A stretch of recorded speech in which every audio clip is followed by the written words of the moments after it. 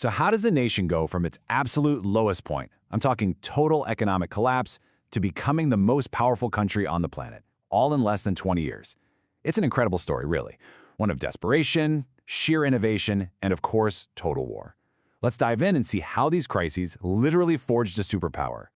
Our story really kicks off right here. This is the New York Stock Exchange, the absolute engine of American capitalism. You know, for a whole decade, this place was the symbol of limitless wealth, of making it big. But it's also the exact spot where that dream came to a screeching, crashing halt, kicking off the nation's worst economic disaster ever, the Great Depression. Okay, so before the bust, there was the boom. And to really get a handle on the collapse, you've got to understand what came before it, the Roaring '20s. We're talking about a decade of just dizzying highs that, well, set the stage for some truly devastating lows. The 1920s were just, a decade of wild contradictions. I mean, on the surface, you had the whole Roaring '20s thing going on. Jazz, flappers, a stock market that literally only seemed to go up. But bubbling right underneath all that? Prohibition. Alcohol was banned, which ironically just fueled the rise of super powerful gangsters like Al Capone.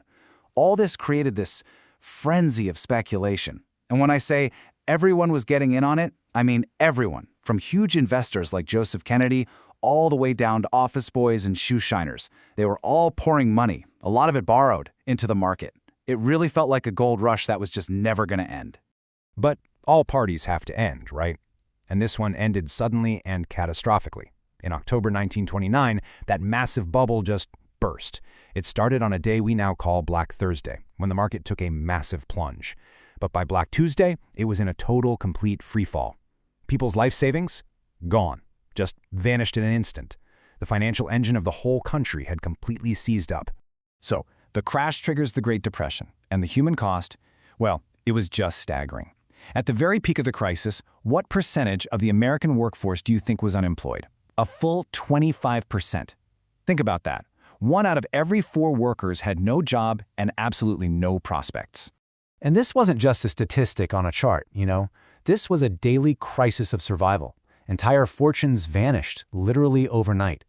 This famous image right here of a once wealthy broker trying to sell his luxury car for $100, it just perfectly captures the sheer desperation. For millions of people, everything was gone. Their homes, their savings, and maybe worst of all, their dignity. So, into all this chaos steps a new leader, Franklin D. Roosevelt, or FDR. He gets elected in a total landslide with a promise of a New Deal for the American people. This was a bold, incredibly ambitious plan to fight the Depression head-on. Now, FDR's strategy wasn't just a random collection of programs. No, it was a really methodical 3-pronged attack on the crisis. You can see the core steps right here. Step 1, stop the financial panic. That meant restoring people's trust in the banks. Step 2, create jobs for the millions who are unemployed. And finally, step 3, build a permanent social safety net so a disaster of this magnitude could never, ever cripple the country again. And he put this plan into action fast. The Emergency Banking Act helped stabilize the whole financial system. Then you had programs like the Civilian Conservation Corps, the CCC, which put millions of young men to work. And, of course, these massive infrastructure projects like the Grand Coulee Dam, which literally started to reshape the country's landscape. Now, let's be clear, the New Deal didn't end the Depression, but what it did was crucial. It stopped the bleeding, it started to rebuild America's confidence, and, kind of accidentally, it began building the massive industrial foundation that would very soon be needed for war. So, the New Deal started to heal the nation, but like I said, it wasn't the thing that finally ended the Depression. So what did? Well, it was the eruption of another, even bigger global crisis, World War II. This conflict would turn out to be the unexpected catalyst that transformed America's economy into a truly unstoppable war machine. For years, America tried to stay out of it, officially neutral. But that all changed on December 7, 1941, the surprise attack on the naval base at Pearl Harbor. It was a profound national trauma. But it also did something else. It united the country overnight and fully awakened its sleeping industrial power for one single purpose: victory. And the speed of this mobilization, it was just breathtaking. American factories that had been silent for years suddenly roared back to life with this incredible singular purpose. I mean, the velocity was unbelievable. Just try to wrap your head around this. By 1944, a brand new military plane was rolling off an assembly line every 5 minutes. And it wasn't just planes, not even close. As you can see from this chart, the scale of production was just staggering across the board. Just look at these numbers. We're talking over 86,000 tanks, more than 140 aircraft carriers, and 41 times billion rounds of ammunition. America was literally becoming the arsenal of democracy, supplying not just its own forces, but its allies all over the world. And right here, this is the core strategic advantage. The sheer volume of American production was just overwhelming. The United States, by itself, produced twice as many weapons as Germany and Japan put together. It was an industrial tsunami that the Axis powers simply had no way of matching. But hey, you don't have to take my word for it. Listen to this. At the Tehran Conference in 1943, the Soviet leader Joseph Stalin, who was not exactly a fan of capitalism, mind you, he raised a toast. He toasted to American production, saying that without which this war would have been lost. I mean, that's a crystal clear admission from a major rival that U.S. industry was the deciding factor.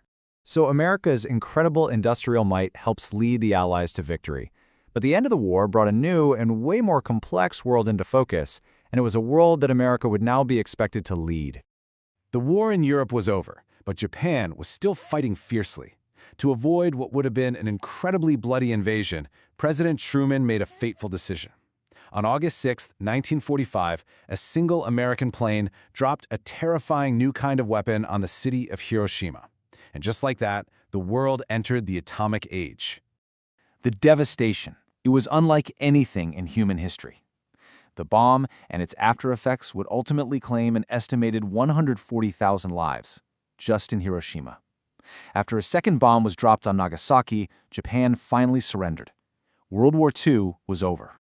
So think about it. Its economy was booming, its enemies were defeated, and now it had exclusive possession of the atomic bomb. America's new status was undeniable. It had become the world's first true superpower, a nation that could project its power and its influence to literally every corner of the globe. But this incredible victory didn't bring lasting peace. Not at all. The war left two giants standing, the United States and its wartime ally, the Soviet Union. And almost immediately, these two former allies became bitter rivals in a totally new kind of global struggle, an ideological fight between capitalism and communism that we now call the Cold War. That American monopoly on atomic power, and the sense of total security that came with it, was incredibly short-lived. Because in 1949, the world was absolutely shocked to learn that the Soviets had successfully tested their own atomic bomb. The American monopoly was over. A terrifying new nuclear arms race had begun.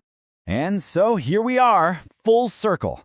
Born from the ashes of the Great Depression and forged in the fires of World War II, America had risen to become a global superpower. But all this new power came with a very heavy burden and a chilling new reality, which leaves us with one final, kind of haunting question. America had become a superpower, for sure, but was the world any safer?